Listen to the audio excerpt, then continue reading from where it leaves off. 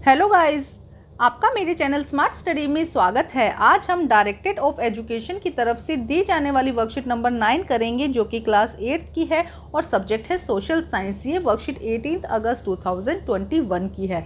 तो आइए देखते हैं आज की worksheet. Chapter 2 from trade to territories, setting up a new administrations. Governor General Warren Hastings was the one of the many important figures who played a significant role in the expansion of the company over।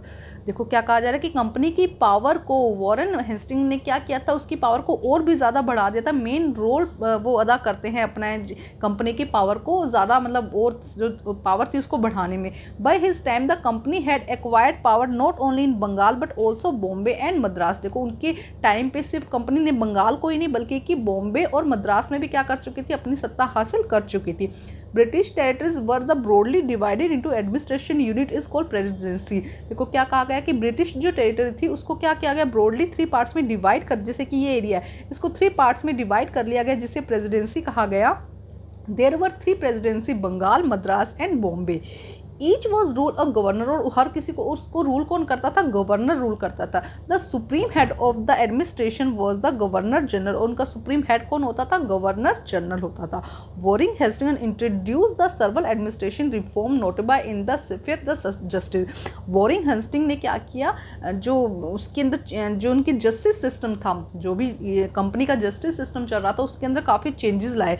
From 1772 a new system justice was establish. 1772 में एक नया system को क्या किया गया, establish किया गया।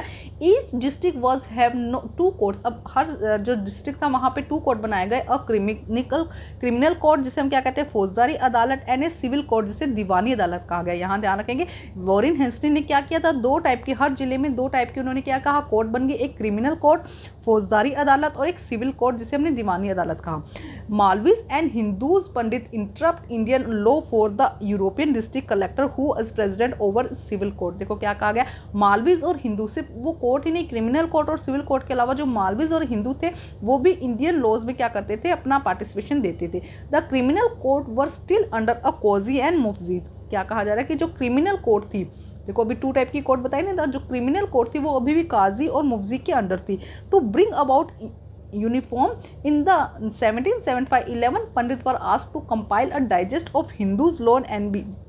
देखो क्या कहा जा रहा है कि अब देखो काजी और मुफ्जी का क्या कर रहे थे, वो क्रिमिनल कोर्ट पर अपना स्टिल अंडर वो पूरा कंट्रोल कर रहे थे। तो अब उसको क्या किया, यूनिफॉर्म करने के लिए, एकल करने, मतलब बराबर बराबर करने के लिए 1775 में 11 पंडित्स को क्या कर दिया गया, उन्हें कहा गया भी आप भी एक वो बनाओ, अपनी एक कंपाइल होकर एक सिस्टम बनाओ जिसमें जो क्या करोगे आप हिंदूज लोग के बारे में उसमें बताओगे। एन बी हडल transfer to his digest English by the 1708 a code of Muslim law was the compile for the benefit of European जजेस। अब यूरोपियन जजेस ने क्या किया, हिंदुओं के लिए हो गया, उन्होंने मुस्लिम के लिए भी क्या कह दिया, भाई तुम भी लॉज बनाओ।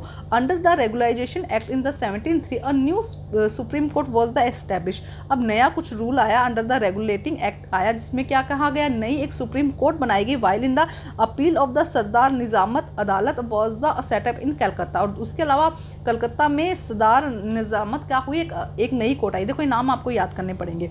अब देखो आगे क्या कहा गया, the principal figure in an Indian district was the collector. उनका मेन, अब देखो जिला बना दिया गया, उनका मेन हेड किसे बनाया गया, कलेक्टर को। As the title suggest his job was the collect the revenue.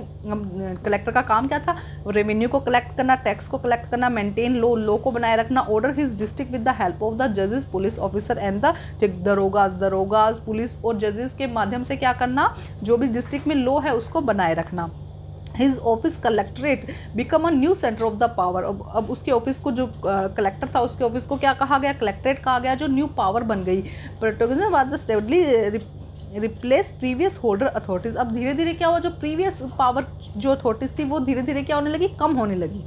अब हम करते हैं इसके क्वेश्चन आंसर, जो कि बहुत ही आसान है। तो आइए फटाफट इसके हम क्वेश्चन आंसर कर लेते हैं।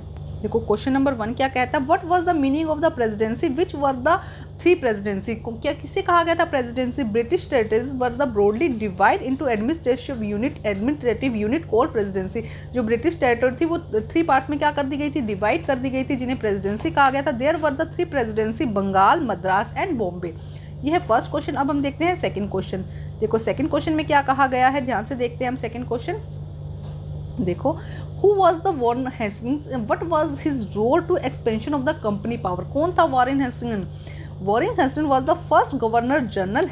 ही had acquired power not only in Bengal. क्या किया था वो, उन्होंने गवर्नर जनरल थे, उनकी पावर उन्होंने अपने टाइम में सिर्फ बंगाल में ही नहीं बल्कि बॉम्बे एंड मद्रास में भी क्या कर दी थी, अपनी पावर वो ले आए थे। अब देखते हैं नेक्स्ट क्वेश्चन। देखो नेक्स्ट क्वेश्चन में क्या कहा गया, which major reform introduce by the Warren Hasting in the sphere of justice. Warren Hasting ने क्या किया था, क्या मेन जस्टिस के अंदर क्या उन्होंने चेंजेस किए थे। तो देखो, in new introduce system each district was have 2 court. उन्होंने क्या कहा था कि हर डिस्ट्रिक्ट में क्या होंगी, 2 कोर्ट होगी, और क्रिमिनल कोर्ट जो फौजदारी अदालत और सिविल कोर्ट। ये है क्वेश्चन नंबर 3। अब देखते हैं क्वेश्चन नंबर 4। देखो क्वेश्चन नंबर 4 में क्या कहा गया, what was the job of the collector. Collector की जॉब क्या थी, his main job was the collect revenue tax, maintain law, collect करना टैक्स को, मेंटेन लॉ को करना, order his district to with the help of the जजेस, police officer और दरोगा की मदद से क्या करना, अपने जो एरिया है, अपनी जो डिस्ट्रिक्ट है उसमें लॉ को मेंटेन करना। तो आज की वर्कशीट इंटरेस्टिंग थी, इजी थी। वर्कशीट को कंप्लीट करके अपने टीचर से चेक करवाइए और प्लीज़ मेरे चैनल को लाइक कीजिए, सब्सक्राइब कीजिए और शेयर कीजिए। Thank you guys.